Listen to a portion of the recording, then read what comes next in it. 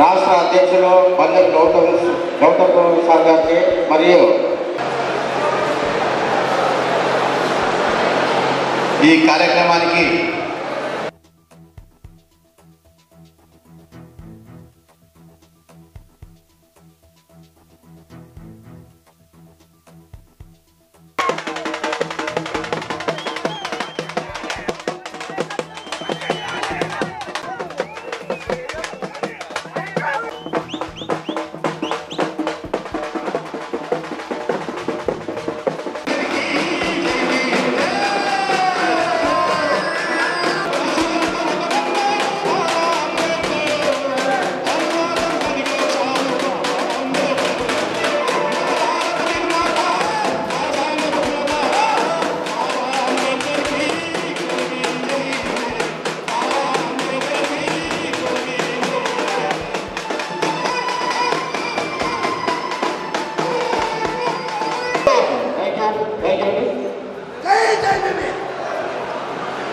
Super super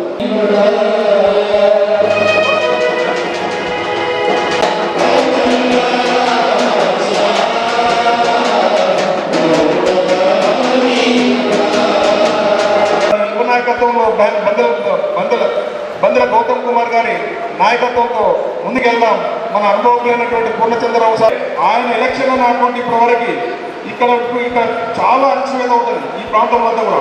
ఈ అణచివేతకి లోనైనటువంటి ప్రజల గొంతుకై ఆయన నిరంతరము మాట్లాడుతుంటే మేమందరం కూడా చూస్తున్నాం.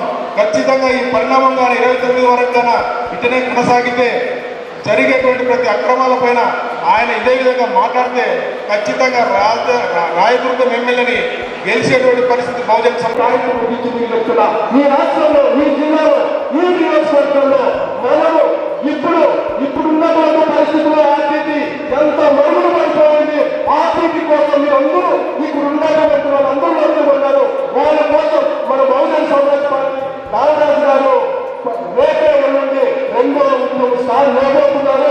కాబట్టి దాంట్లో కూడా మీరందరూ భాగస్వాములు కావాలి, ఆర్టీటీని కాపాడుకోవాలి. దాంట్లో మీరు భాగస్వాములు అవుతారని ఇప్పుడే నాగరాజు గారు చెప్పారు. ఈ ఉద్యమం అయిపోయిన తర్వాత అదే ఉద్యమం కూడా రేపు ఇక్కడే ఈ నియోజకవర్గం ఈ రాయదుర్గం నుంచి స్టార్ట్ చేయబోతున్నాం.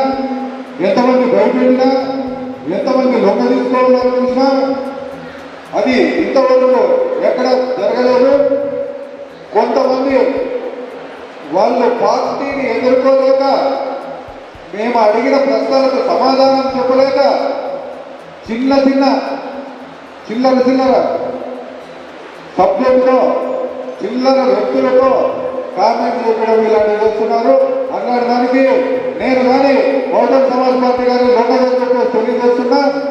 ఈరోజు ఇక్కడ రాయదుర్గం ప్రాంతానికి మొట్టమొదటిసారిగా వచ్చా. ఇంతవరకు నేను ఈ ప్రాంతం చూడలేదు.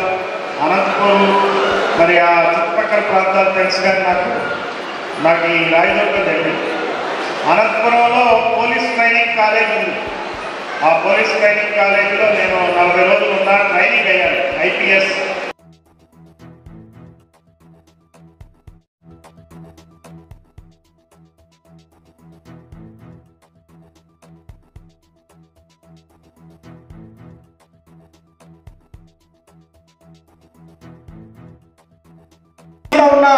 ఎప్పుడు ఆయన అండగా ఉంటాం. ఆయనకి ఏ అవసరం ఉన్నా కూడా పార్టీ ఖచ్చితంగా ముందుకుంటుంది, ముందుకుంటే నడిపిస్తుంది చెప్పి మీకు అందరూ కూడా హామీ ఇస్తాను. ఓకే, జై భీమ్.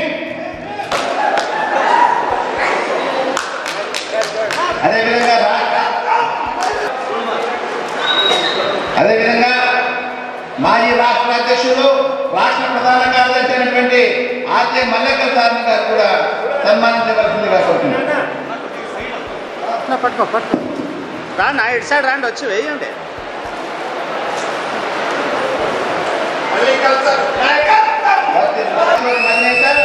ఆర్యవైశ్య ముక్తి బిడ్డ అయినటువంటి సురేష్ కుమార్ గారు సన్మానించారు. అదేవిధంగా ఈ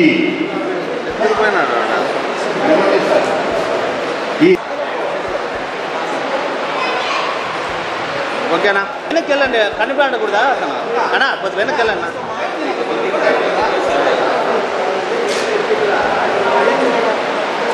రాయలసీమ కాదు, ఇది రెడ్ల సీమ, రెడ్ల కోసం సీమ. అందుకే రాజకీయం అంతా ఈ రెడ్ల చేతుల్లోనే ఉంది. మరి రెడ్లే వెళ్తున్నారు. ఈ రోజున మరి రెడ్ల పార్టీ వైసీపీ ఓడిపోయినా కానీ ఎమ్మెల్యేలు 27 మంది రెడ్లు ఉన్నారు ఈ అసెంబ్లీలో. ఎమ్మెల్యేలు 27 మంది. జగన్మోహన్ రెడ్డి ఆయన ప్రభుత్వం చేసిన సర్వే ప్రకారం మామూలుగా రెడ్ల జనాభా 4.82% మాత్రమే. అంటే ఇంకా ఉన్నవాళ్ళు ఎవరు, కులం వీళ్ళ రైవల్ కులం ఎవరు, రాజకీయ ప్రత్యర్థి ఎవరు, కమ్మలు. కమ్మల పాపులేషన్ రెడ్ల కన్నా తక్కువ, 3.31. ఇది జగన్మోహన్ రెడ్డి చేసిన ప్రభుత్వం చేసిన సర్వే, నా సొంత మాటలు కాదు. అయితే వాళ్ళ ఎమ్మెల్యేలు ఎంతమంది ఉన్నారు? ఇదే రాయలసీమలో 12 మంది ఉన్నారు. 63 ఎమ్మెల్యే సీట్లు ఉంటే 63లో 27 మంది రెడ్డి ఎమ్మెల్యేలు, 12 మంది మరి కమ్మ ఎమ్మెల్యేలు. బీసీలు కేవలం 8 మందే ఉన్నారు ఎమ్మెల్యే.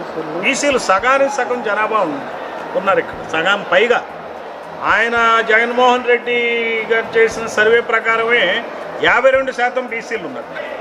అది తక్కువని బీసీలు కూడా క్లెయిమ్ చేస్తున్నారు. నేనంటాను సరే తక్కువైనా కానీ 52% అంటే 63 ఎంతమంది ఉండాలా? 30-35 మంది ఎమ్మెల్యేలు ఉండాలా రాయలసీమలో? 35కి 8 మందే ఉన్నారు ఇప్పుడు. నేను అందుకే ఈ ప్రజలందరూ తెలుసుకోవాలా, బీసీలకి సరైనటువంటి ఎమ్మెల్యేల శాతం కనుక పెరగకపోతే, రెడ్లను ఓడించకపోతే, కమ్మ ఎమ్మెల్యేలను ఓడించకపోతే మరి ఎప్పటికీ కూడా ఇక్కడ నిరుపేదలు అట్లనే ఉంటారు, పేదరికం అట్లనే ఉంటుంది.